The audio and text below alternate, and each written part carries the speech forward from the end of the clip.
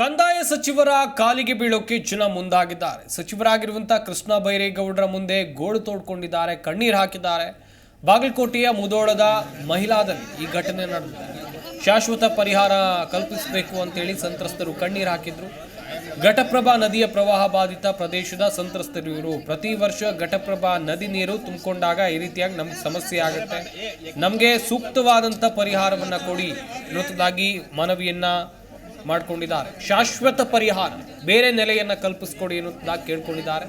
ನೀವು ಕೂಡ ಗಮನಿಸ್ತಾ ಇರ್ಬೋದು, ಕಣ್ಣೀರು ಹಾಕಿದ್ದಾರೆ, ತಮ್ಮ ಸಮಸ್ಯೆಯನ್ನು ಹೇಳ್ಕೊಂಡಿದ್ದಾರೆ.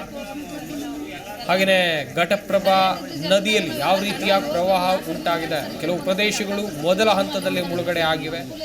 ಇನ್ನೂ ಕೂಡ ನದಿಗೆ ಹೆಚ್ಚಿನ ನೀರು ಬರುವಂಥ ಸಾಧ್ಯತೆ ಇರುವಂಥ ಕಾರಣಕ್ಕಾಗಿ ಈಗಾಗಲೇ ಮುನ್ನೆಚ್ಚರಿಕಾ ಕ್ರಮವನ್ನು ಕೈಗೊಳ್ಳಲಾಗಿದೆ.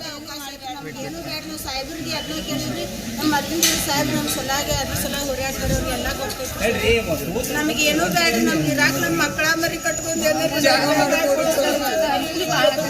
ಪರಿಸ್ಥಿತಿ ಬಹಳ ಗಂಭೀರ.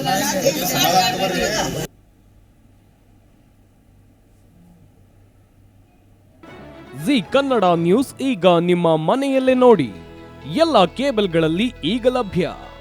ಸನ್ Direct 292, Jio TV 1334, U digital 162, city cable 51, GTPL 17, Abhishek cables 821, rock line telecommunication 51, Shri Basaveshwara number 60, Vinayaka digital number 53, in digital number 896ರಲ್ಲಿ.